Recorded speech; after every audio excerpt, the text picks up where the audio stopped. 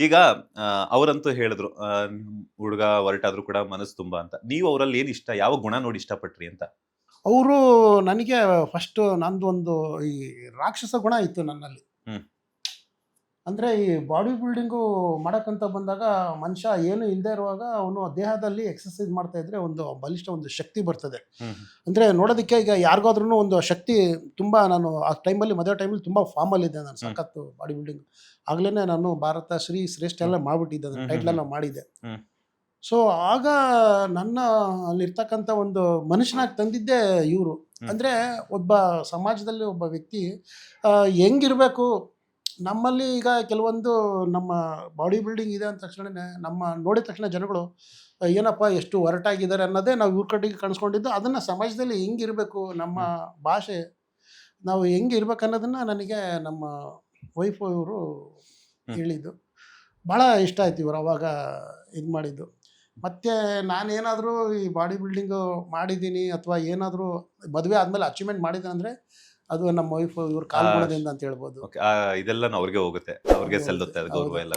ಹೌದು ಮೇಡಮ್, ಈಗ ಸಾಮಾನ್ಯವಾಗಿ ಒಂದು ಹೆಣ್ಮಗಳು ಒಂದು ಮದುವೆ ಮಾಡ್ಕೊಂಡು ತವ್ರ ಮನೆ ಬಿಟ್ಟು ಗಂಡನ ಮನೆಗೆ ಹೋಗ್ತಾರೆ ಅಂದ ತಕ್ಷಣ ಆಸೆ ಆಕಾಂಕ್ಷೆಗಳು, ತಂದೆ ತಾಯಿ, ಹುಟ್ಟಿದ ಮನೆ, ಅಣ್ಣ ತಮ್ಮಂದ್ರು, ಇಡೀ ಒಂದು ಕುಟುಂಬನ ಬಿಟ್ಟು ಹೊಸ ಕುಟುಂಬಕ್ಕೆ ಜಾಯ್ನ್ ಆಗ್ತಾರೆ. ಅಂತದ್ರಲ್ಲಿ ಇವ್ರು ಮೊದಲೇ ಹೇಳಿದ್ದಾರೆ ಬಾಡಿ ಬಿಲ್ಡಿಂಗು, ಈ ತರದ್ದೇ ಫುಡ್ ಬೇಕು, ಹಿಂಗೆ ಮಾಡಬೇಕು ಅಂತ. ಒಂದು ಹೆಣ್ಮಗಳು ಗಂಡನ ಮನೆಗೆ ಹೋಗಿ ಅಲ್ಲಿ ಸ್ವಲ್ಪ ಅಡ್ಜಸ್ಟ್ ಆಗ್ಬೇಕು ಅಂದ್ರೆ ಸ್ವಲ್ಪ ಟೈಮ್ ಹಿಡಿಯುತ್ತೆ. ಅಂತದ್ರಲ್ಲಿ ಇವರ ಬಾಡಿ ಮೇಂಟೈನ್ ಮಾಡಬೇಕು, ಅದ್ರ ಜೊತೆ ಬಾಡಿ ಬಿಲ್ಡಿಂಗ್ ಕಾಂಪಿಟೇಷನ್ಗೆಲ್ಲ ಹೋಗ್ಬೇಕು ಅಂದಾಗ ಇವ್ರಿಗೆ ಸಪರೇಟ್ ಒಂದ್ ಕಡೆ ಫುಡ್, ಅತ್ತೆ ಮಾವ ಇರ್ತಾರೆ, ಅದ್ರ ಜೊತೆ ಮಕ್ಕಳು, ಹೆಂಗೆಲ್ಲ ಅಡ್ಜಸ್ಟ್ಮೆಂಟ್ ಆಗ್ತಿತ್ತು? ನಿಮ್ಮ ಡೈಲಿ ರೊಟೀನ್ ಹೆಂಗಿರ್ತಿತ್ತು ಮೇಡಮ್? ಇಲ್ಲ, ಹೋಗಿದ ತಕ್ಷಣ ಅವ್ರೇನು ನನಗೆ ತುಂಬ ಇದು ಮಾಡಲಿಲ್ಲ. ನಾವೇನು ಫುಡ್ ಮಾಡ್ತಿದ್ವೋ ಅದೇ ತಿಂತಾ ಇದ್ರು.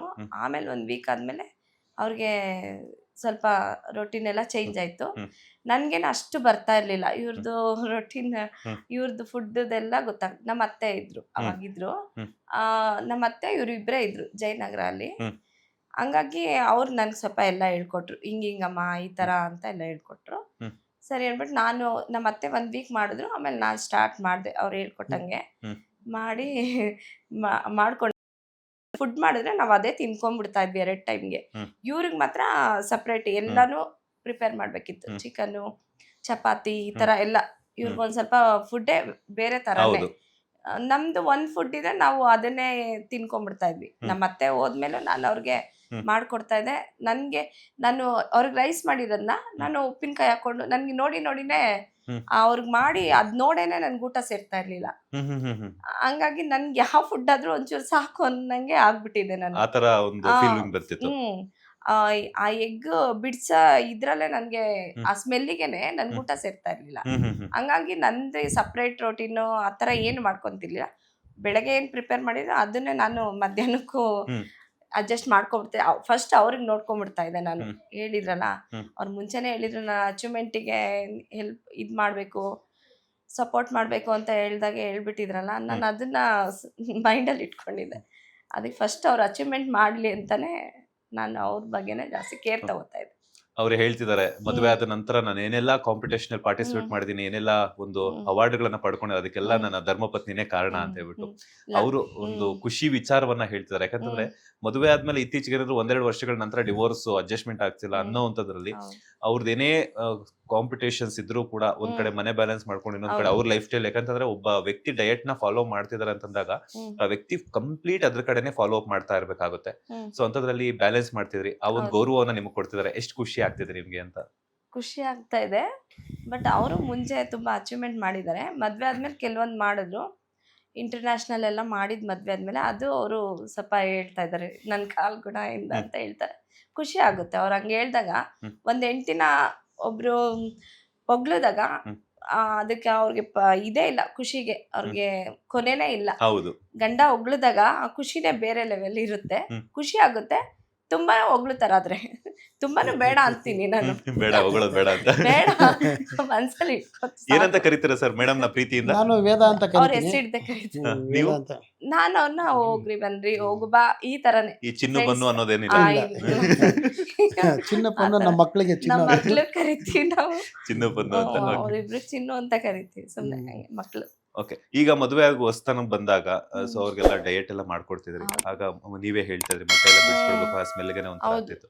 ಆಗಿಂದನು ಈಗ ಇಲ್ಲಿ ತನಕನೂ ಕೂಡ ಒಂದೇ ಡಯಟ್ ನೇ ಫಾಲೋ ಮಾಡ್ತಿದ್ರ ಅಥವಾ ಕಾಂಪಿಟೇಷನ್ ಬಂದಾಗ ಜಾಸ್ತಿ ತಗೊಳ್ಳೋವಂಥದ್ದು ಆತರ ಏನಾದ್ರು ಮಾಡ್ತಿದ್ದೀರಾ ಅಂತ? ಇಲ್ಲ, ಕ್ವಾಂಟಿಟಿ ಜಾಸ್ತಿ ಇದೆ. Quantity. ಕಾಂಪಿಟೇಷನ್ ಇದ್ದಾಗ ಅವ್ರದ್ದು ಎಲ್ಲ ಜಾಸ್ತಿನೇ ಇರುತ್ತೆ. ರೈಸ್ ಎಲ್ಲ ಕಂಪ್ಲೀಟ್ ಸ್ಟಾಪ್ ಇರುತ್ತೆ. ಓಕೆ. ಇನ್ನ ಮಾಮೂಲಿ ಚಿಕನ್, ಪ್ರೋಟೀನ್ ಇವೆಲ್ಲ ಜಾಸ್ತಿ ಇರುತ್ತೆ. ಹ್ಮ್. ಪ್ರೋಟೀನ್ ಎಲ್ಲ, ಫೈಬರು, ಪ್ರೋಟೀನ್ ಎಲ್ಲ ಜಾಸ್ತಿ ಹಾಕೋತಾರೆ.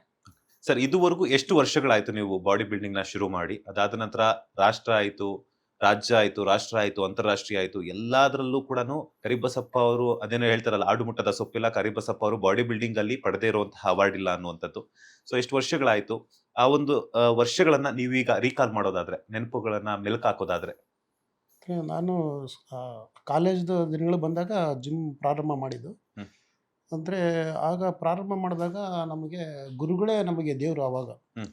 ನಮಗೆ ವ್ಯಾಯಾಮಶಾಲೆಯಲ್ಲಿ ನಮ್ಮ ಸುಧಾಕರ್ ಕಾಮತ್ ಅಂತ ಇದ್ರು, ಶ್ರೀ ಬೀರೇಶ್ವರ ವ್ಯಾಯಾಮಶಾಲೆ ನಮ್ಮ ದಾವಣಗೆರೆಯಲ್ಲಿ, ಹ್ಮ್. ಕೆ ಮಲ್ಲಪ್ಪ ಅವ್ರ ಜಿಮ್ಮಲ್ಲಿ. ಆಗ ಅವರು ದೇವರು, ಅವ್ರು ಏನು ಹೇಳ್ತಾರೋ ಅದನ್ನು ನಾವು ಪರಿಪೂರ್ಣವಾಗಿ ಪಾಲಿಸ್ತಾ ಇದ್ವಿ. ಅದು ಸ್ಟಾರ್ಟಿಂಗಲ್ಲಿ.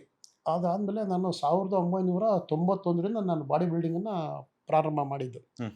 ಆಗ ಅಲ್ಲೇ ನಾನು 91ರಲ್ಲಿ ನಾನು ಕರ್ನಾಟಕ ರಾಜ್ಯ ಮಟ್ಟದ ದೇಹದಾಢ್ಯ ಸ್ಪರ್ಧೆನಲ್ಲಿ ನಾನು ಬೆಳ್ಳಿಯ ಪದಕ ಪಡೆಯುವ ಮುಖಾಂತರ ಹ್ಮ್. ಉದಯೋನ್ಮುಖ ಕ್ರೀಡಾಪಟುವಾಗಿ ಅವಾಗ ಹೊರಹೊಮ್ಮಿದೆ ನಾನು. ಹ್ಮ್. ಅಲ್ಲಿಂದ ಸುಮಾರು ವರ್ಷಗಳು ನಾನು ಸತತವಾಗಿ ಒಂದು ವರ್ಷಕ್ಕೆ ಒಂದು 10, 15, 20 ಅಥವಾ ಜಾಸ್ತಿನೇ ಕಾಂಪಿಟೇಷನ್ ಮಾಡಿದ್ದು. ಸಾಕಷ್ಟು ಕಾಂಪಿಟೇಷನ್ಗಳು ಮಾಡಿದ್ದೀನಿ.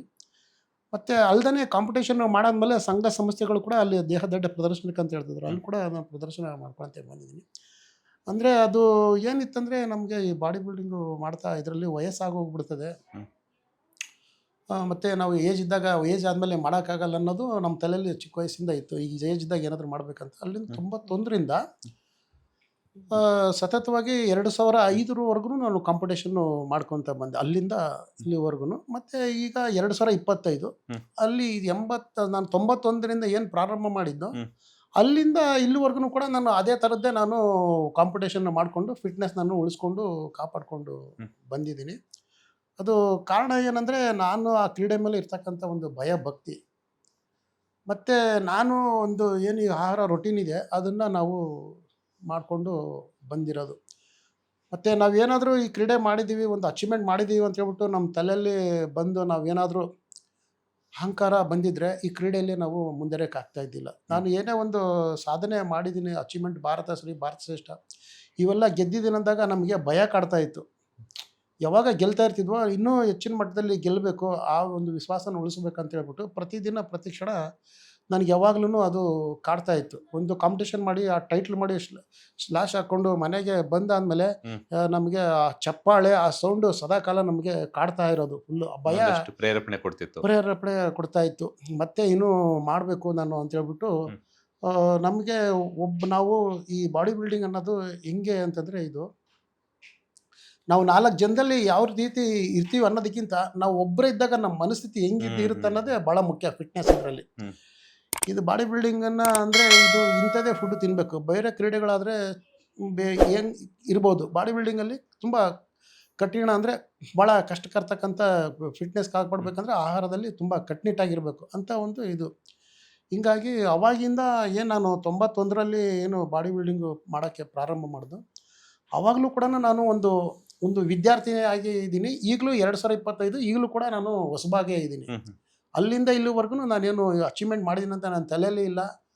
ನನಗೆ 91ರಿಂದ ಮಾಡ್ಕೊಂಬಂದು ನಾನು ಇವಾಗ 2025 ಇಲ್ಲಿವರೆಗೂ ನಾನು ಕ್ರೀಡೆಯಲ್ಲಿ ಮುಂದುವರ್ಸ್ಕೊಂಬಂದಿನಂತ ನಾನು ಯಾವುದೇ ಥರದ್ದು ಏನು ಇದಿಲ್ಲ. ಎಲ್ರಿಗಿಂತ ಚಿಕ್ಕವನಾಗೇ ಇದ್ದೀನಿ ನಾನು ಈಗಲೂ ಕೂಡ. ಎಲ್ರಿಗಿಂತ ತುಂಬ ಚಿಕ್ಕವ ನಾನು. ಅಂದರೆ ಅವತ್ತು 91ರಲ್ಲಿ ಏನು ಹೊಸ ಸ್ಟೂಡೆಂಟ್ ಇದನ್ನು, ಈಗಲೂ ಕೂಡ ನಾನು ಎಲ್ರಿಗಿಂತ ಚಿಕ್ಕವನು, ಎಲ್ರಿಗಿಂತ ಭಾಳ ಹೌದು ಹೊಸಬನೇ ನಾನು. ಏನೇ ಅಚೀವ್ಮೆಂಟ್ ಮಾಡಿದ್ರು ಕೂಡ ಅದು ಆ ಇಯರ್ ಮಾತ್ರ ಸೀಮಿತವಾಗಿರುತ್ತೆ.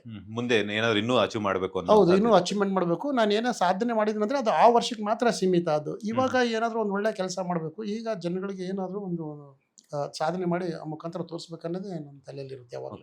ಲೇಟೆಸ್ಟ್ ಹಾಗೂ ಇಂಟ್ರೆಸ್ಟಿಂಗ್ ಸುದ್ದಿಗಳಿಗಾಗಿ ಬಾಸ್ ಟಿವಿ ಕನ್ನಡ ಚಾನೆಲ್ನ ಸಬ್ಸ್ಕ್ರೈಬ್ ಮಾಡಿ, ಹಾಗೆಯೇ ಬೆಲ್ ಐಕಾನ್ ಪ್ರೆಸ್ ಮಾಡಿ. ಇದರ ಜೊತೆಗೆ ಫೇಸ್ಬುಕ್, ಇನ್ಸ್ಟಾಗ್ರಾಮ್, ಎಕ್ಸ್ನಲ್ಲೂ ಮಿಸ್ ಮಾಡದೆ ಫಾಲೋ ಮಾಡಿ.